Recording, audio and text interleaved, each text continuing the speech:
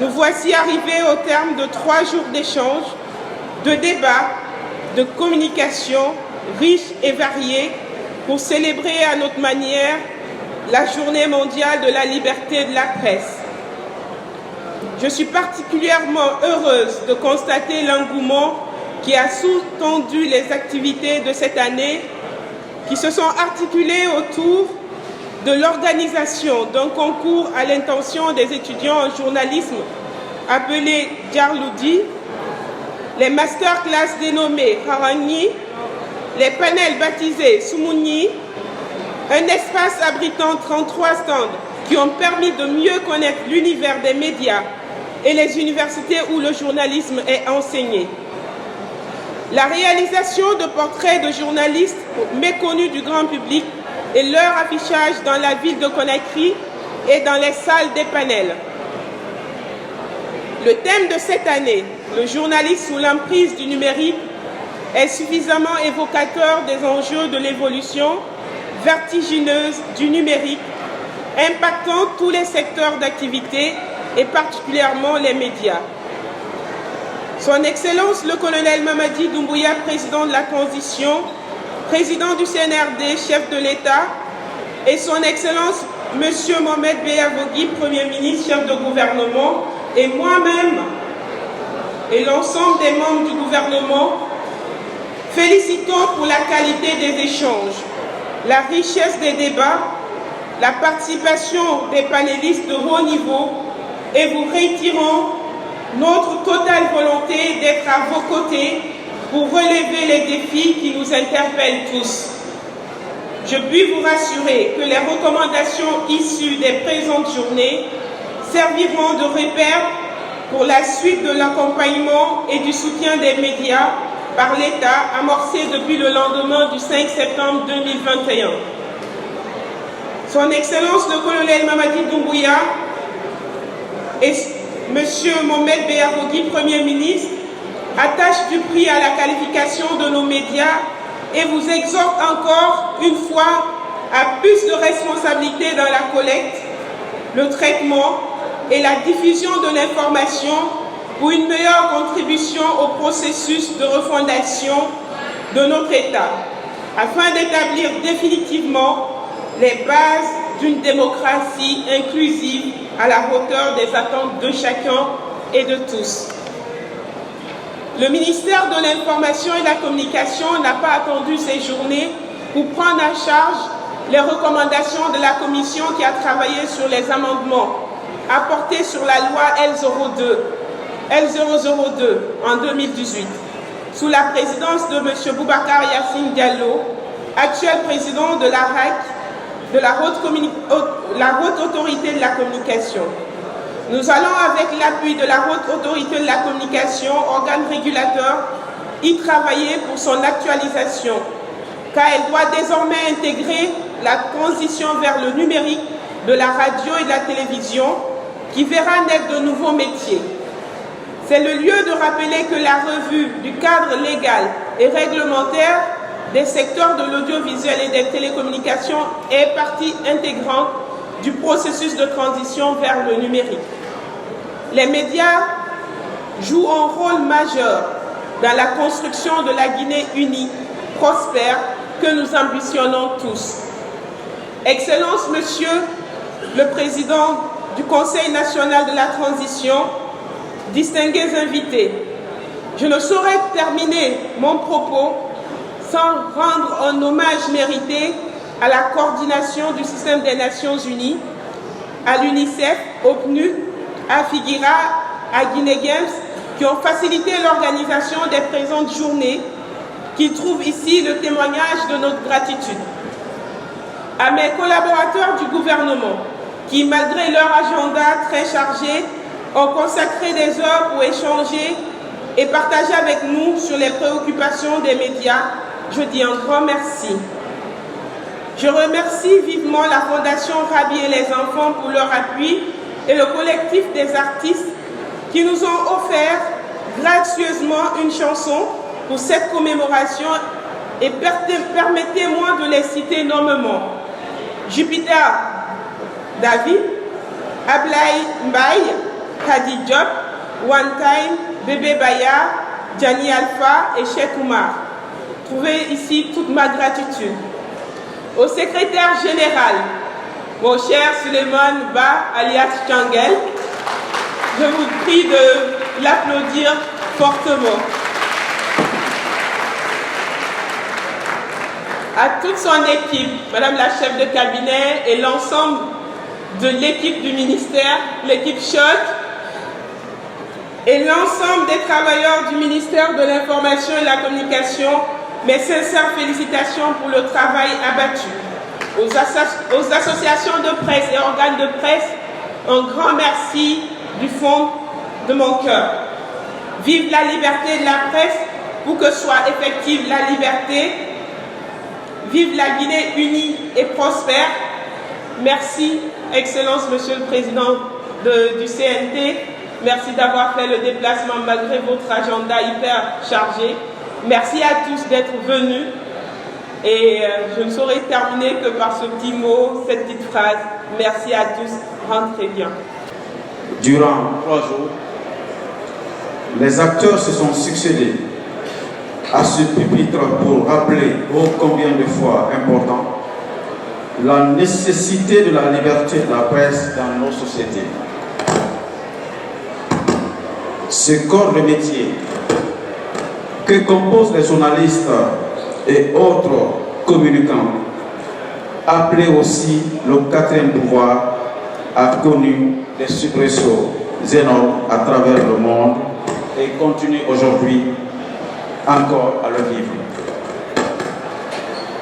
Cependant, en Guinée, nous avons de quoi être fiers de ces journalistes, ces femmes et hommes de l'ombre qui, sous les intempéries et les aléas de la nature, font tout pour apporter la lumière à notre société. Une société diverse qui se complexifie d'année en année. Je dis de la lumière, oui, puisque l'information est une denrée dont se nourrissent les esprits pour mieux vivre ensemble. Mesdames et messieurs, chers amis de la presse, distingués invités,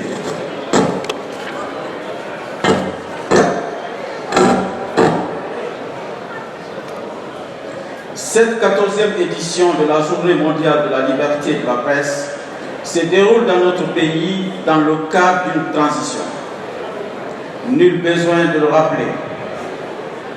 Mais le caractère exceptionnel de la gouvernance politique et sociale n'enlève en rien cette valeur universelle qui consiste à défendre la liberté de la presse.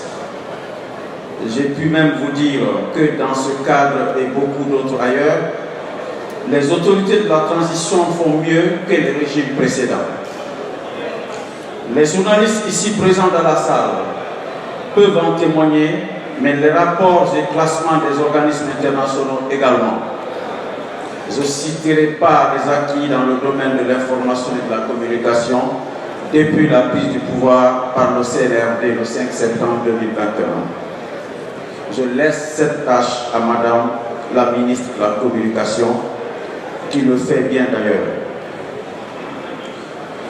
J'ai pu garantir que vos droits en tant que journaliste seront respectés, même si ce que vous dites n'est pas en notre faveur, mais nous vous défendrons pour que vous puissiez vous exprimer librement sans être inquiétés. C'est ici l'occasion pour moi de rappeler que la presse est représentée au Conseil national de la transition qui regroupe en son sein différentes composantes des forces vives de la nation. Au-delà des missions dévolues au CNT par la charte de la transition, notre combat en tant qu'organe législatif, c'est aussi de jouer le rôle d'intercession entre les citoyens que vous êtes et l'exécutif. Mesdames et messieurs les membres du gouvernement, mesdames et messieurs, chers amis de la presse, distingués invités, célébrer cette année sous le thème, je cite le journalisme sous l'emprise du numérique, fin de citation, Cette journée mondiale de la liberté de la presse nous offre l'opportunité de nous questionner sur les pratiques inhérentes à l'utilisation des nouvelles technologies de l'information et de la communication.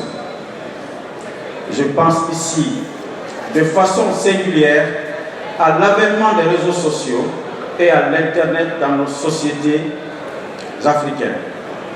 Oui, ils ont un avantage énorme, surtout dans le champ économique, mais aussi social et politique. Mais permettez-moi aussi de vous dire qu'il constitue une menace pour le lien social qui a sous-tendu nos interactions multiséculaires. L'Internet est une nécessité.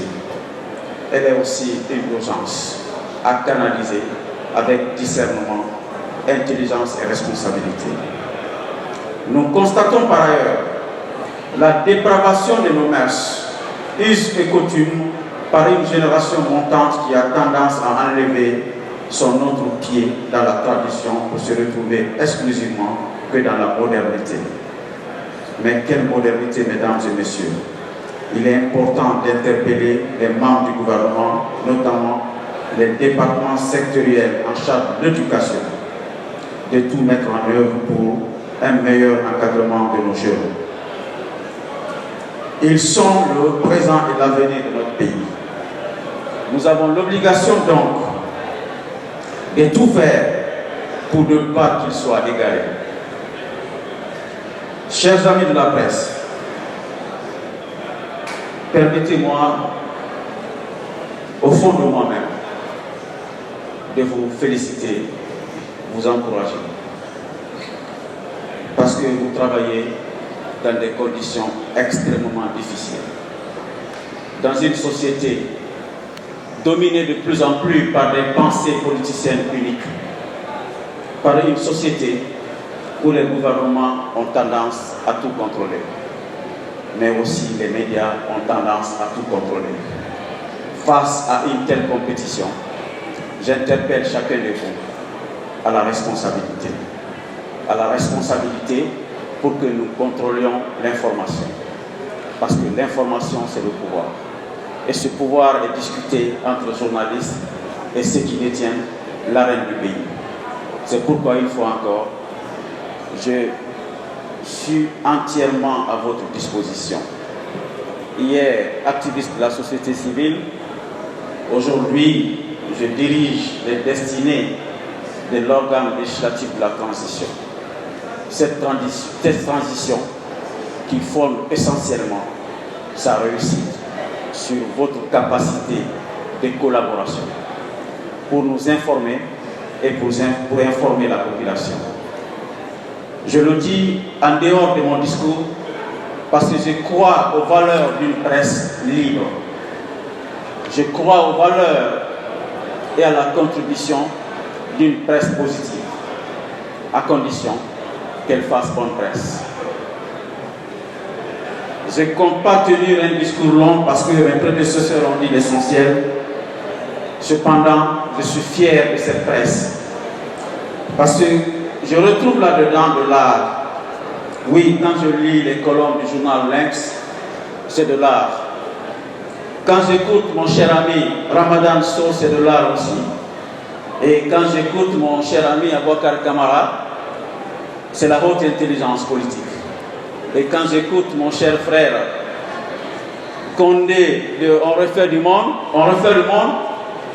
c'est aussi du journalisme qui repose parfois sur la raison et sur la tempérance.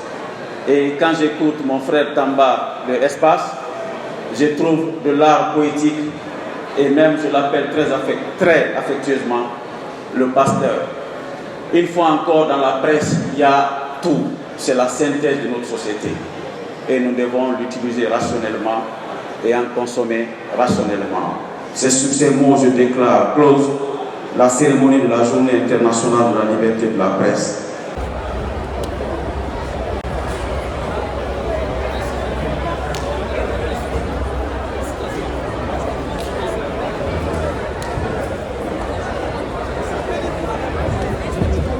L'objectif, c'est de viser plus haut. Ça, ce n'est que le début. parce qu'il faut continuer à travailler. C'est le travail qui nous a amenés jusque-là. Il faut encore continuer parce que si on veut rêver grand, il faut continuer à bosser grand. Donc l'objectif, c'est de bosser grand. Et quand Dizika vient à un rendez-vous, c'est un rendez-vous bien préparé, pas d'improvisation, beaucoup de volonté. Et je suis content de l'accompagnement aussi. La salle était remplie. Quand on a dit notre résultat, la salle, le tiers de la salle était composé d'étudiants Dizika. C'est une chose que j'ai beaucoup appréciée. Merci à tout le monde, on est ensemble. Donc je pense que le message commence à passer et ça, c'est grâce à votre mobilisation. Chacun de nous est convaincu aujourd'hui que la presse, dans sa majorité, est avec le SPPG. C'est ce qui renforce le SPPG dans sa lutte pour cette convention, quels qu'en soient les obstacles qu'on rencontrera. On l'a dit, nous menons des démarches parfois dans les coulisses, par écrit. On n'aime pas faire du bruit, mais soyez sûr que le message est passé. Vous avez dû le constater dans les différentes communications officielles. Et les semaines à venir, certainement, vous allez entendre que les patrons sont revenus autour de la table. On va relancer les négociations pour aller vers ce document sans lequel on va continuer à travailler dans une situation d'exploitation de l'homme par l'homme. Le message qu'on a passé dès le début, c'est-à-dire le 3 mai, on va le réitérer et prière de le faire passer. Nous avons dit aux autorités par écrit depuis quelques mois, nous avons tenu à l'officialiser à l'occasion de cette journée historique pour leur dire ce que nous avons dit dans les écrits. On va le dire pour que l'opinion aussi soit témoin. Les patrons ne veulent pas revenir autour de la table. L'État a la solution. C'est l'État qui donne la subvention aux médias. L'État n'a qu'à bloquer d'abord cette subvention et conditionner sa mise à disposition par la signature de ce document. Qu'on dise aux patrons, vous avez votre subvention qui est là, on ne va pas l'utiliser, mais allez-y d'abord négocier avec le syndicat. Quand vous allez signer la convention collective, vous revenez prendre votre argent. Si l'État laisse cette occasion passer, cela veut dire que le gouvernement n'aura plus même mise sur ses patrons parce qu'il continue à nous utiliser. Et en tout cas, un État est le garant dans un pays de veiller au respect des règles du jeu, des textes de loi. Et qui exploite un journaliste sans un contrat de travail, sans respecter le SMIC, il ne respecte pas la loi. Donc l'État a l'obligation d'amener ses médias ou ses patrons à respecter ce que prévoit le Code du travail. Donc si l'État ne le fait pas, d'ailleurs beaucoup de confrères ont commencé à nous poser des questions. Est-ce que l'État n'est pas encore en connivence avec les patrons comme le faisaient les anciennes autorités? Nous avons dit accorder-leur le bénéfice de doute. Pour le moment, la démarche qu'on a constatée au niveau du ministère de l'Information et de la Communication, on peut dire que l'État a la volonté par le canal de la ministre qui ne baisse plus les bras autour de cette convention. Maintenant, si on constate un changement de façon négative, on va le dénoncer. Mais pour le moment, nous estimons que le ministère est en train de nous accompagner et surtout grâce au soutien des journalistes. Parce que si le ministère ne savait pas qu'on a une certaine légitimité, on n'allait pas prêter attention à nos courriers. Mais aujourd'hui, dès que le courrier du SPPG tombe là-bas, on l'examine avec sérieux parce qu'on sait que la composante la plus essentielle dans un média, c'est les employés. Parce qu'il y a un seul patron par média, mais il y a plusieurs employés par média. Donc on nous écoute, continuons la lutte, rien ne nous fera reculer.